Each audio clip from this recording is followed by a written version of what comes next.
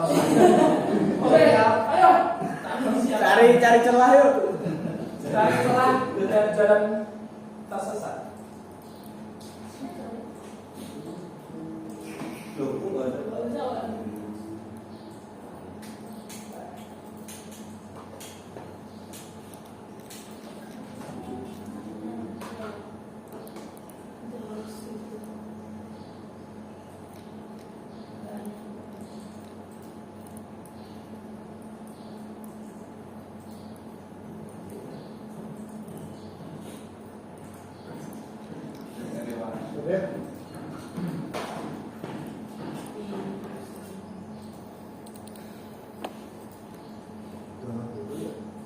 Turun aja dulu mungkin Pak.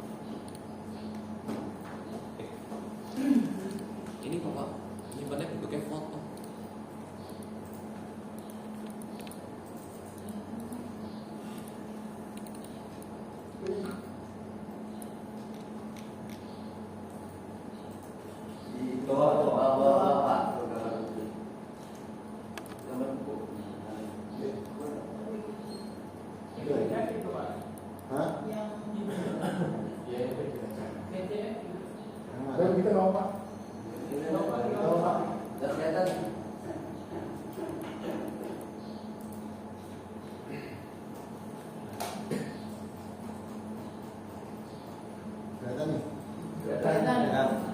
Assalamualaikum warahmatullahi wabarakatuh. Waalaikumsalam warahmatullahi wabarakatuh.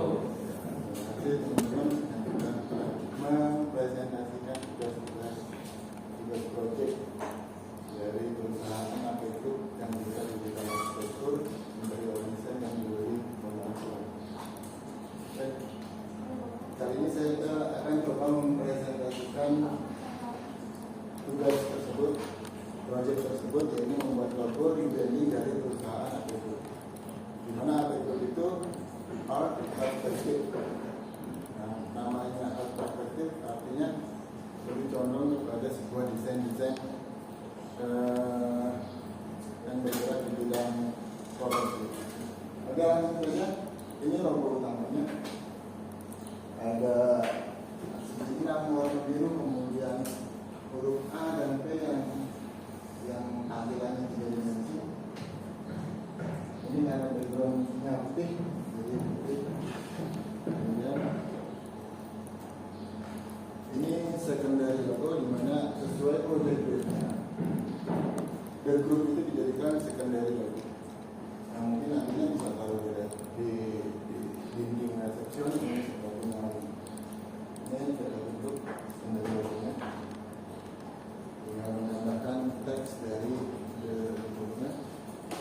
Aja langsung saja latar belakang dari perusahaan PT yang ditampilkan oleh logo. Yang pertama yakni huruf AP yang didominasi dari bentuk-bentuk persegi panjang. Teman bisa lihat sendiri.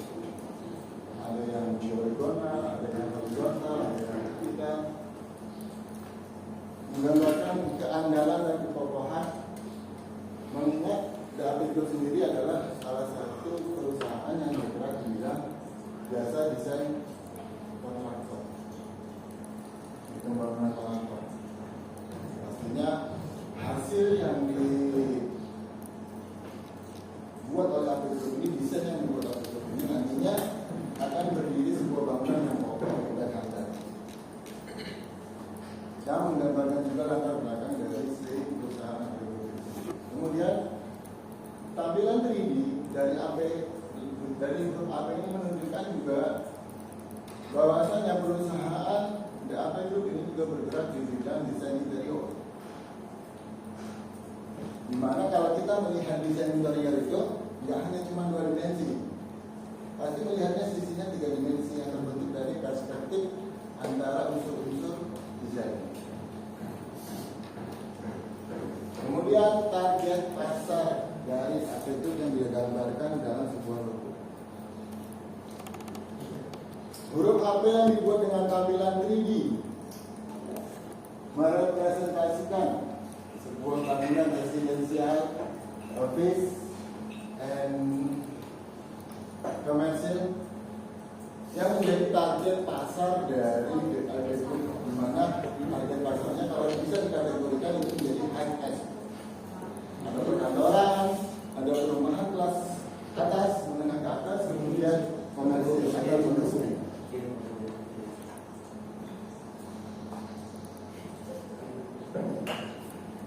Bentuk 3D Huruf AP juga didominasi dengan warna gold yang ada di dalam project brief. Yang pastinya perusahaan juga sudah meletakkan kenapa dia menggunakan warna tersebut. Artinya untuk menunjukkan elegan dan modern, kemudian minimalis dan klasik. Kalau kita melihat sebuah rumah, sebuah bangunan, kalau saya juga dulu pernah bekerja di bidang seperti itu menjadi sebuah sektor, rata-rata perusahaan rumah-rumah yang desainnya minimalis itu ada ornamen bentuk-bentuk yang seperti ini, mencirikan bahwa sebuah minimalis dari sebuah desain.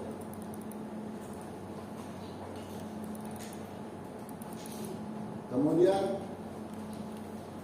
kesempurnaan sebuah desain yang menjadi salah satu unsur produk yang dihasilkan oleh DAB Group, di mana bentuk segi 6 yang membungkus mengelilingi dari DAB Group itu sendiri, tulisan DAB Group yang ditampilkan secara 3D itu menggambarkan bahwasanya 6 sisi atau sudut pandang dalam menghasilkan sebuah desain yang dihasilkan DAB Group itu dengan kesempurnaan sebuah ruang dan bentuk standar internasional yang tampak dari depan, belakang, kanan, kiri, atas, dan bawah. Contohnya seperti desain denah rumah. Jadi pasti nanti ada potongan A, potongan B, atau tampak samping, tampak depan, tampak belakang. Mungkin seperti itu. Oke, cukup sekian dari saya. Saya ucapkan terima kasih. Assalamualaikum warahmatullahi wabarakatuh. Waalaikumsalam warahmatullahi wabarakatuh. Ada pertanyaan terkait atau ada yang mau dimasukkan? Silakan. Ya, Pak Mahan. Kan kalau logo itu biasanya identik dengan apa? Bingkainya itu biasanya bulat atau segi 5 gitu. Nah, Bapak ini menggunakan apa itu berapa segi 6. Alasannya itu apa? Karena yang nggak wajar gitu, nggak wajar. Ini tidak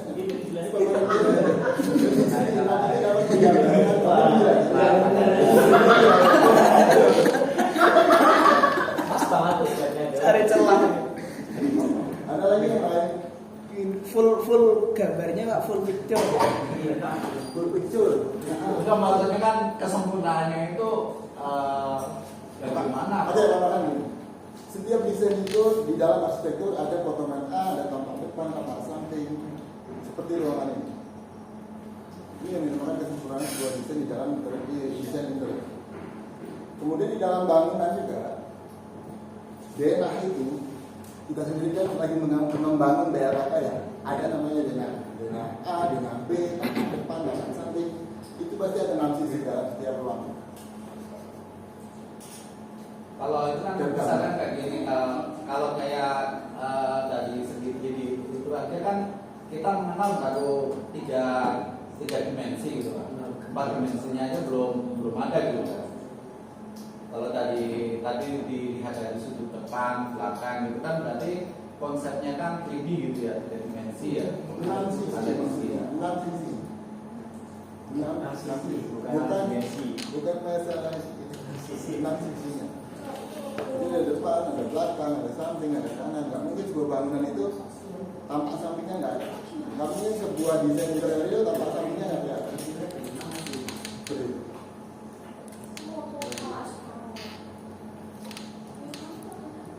Bentar masuk.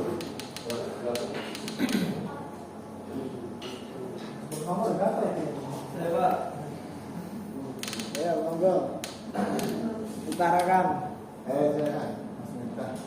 Untuk dari segi pewarnaan Pak ya. Iya. Itu kenapa selain di antara huruf A utama sama P itu kenapa enggak warna? Enggak berwarna. Tadi Tadi nggak satu warna. Terus ini malah dibikin bulan-bulan gitu loh.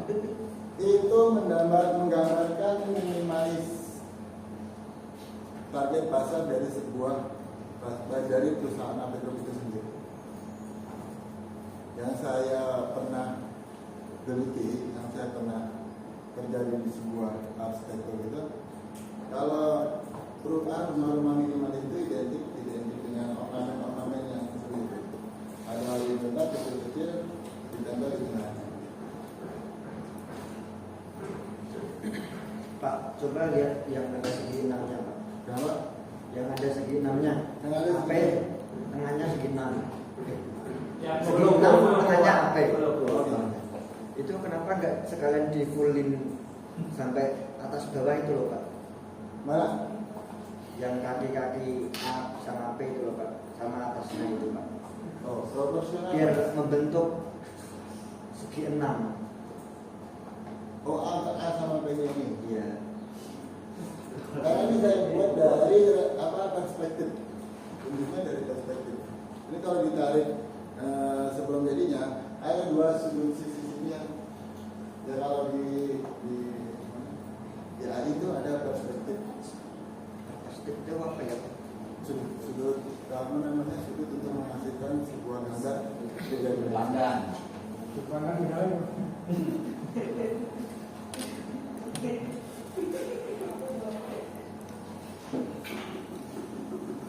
Pur, ya. Tambahin sedikit dulu. Apa itu? Lagi, Pak Agung mungkin mau menambahkan. kalau saya birunya jadi mengaburkan kesan 3D-nya. Jadi segi 6 itu justru terlihat. Jadi akhirnya jadi tampak dua dimensi biasa. Harusnya harus ada ya, Pak. Kalau nggak ada kan dia tetap kelihatan perspektif dan proyeksi 3 dimensi. Tapi ketika dikasih segi 6 itu akhirnya jadi seperti, nah kalau ini kan kelihatan nih dua 3 dimensinya, 3 dimensi yang dibuat dengan perspektif dan dengan konsep proyeksi, ya kan? Ini kalau menjelaskan proyeksi 6 sisi itu bisa di sini tanpa samping kan, tanpa samping, tanpa depan belakang. Tapi kita dikasih segi 6 tadi bisa Hilang jadinya. Kurang puas kaku.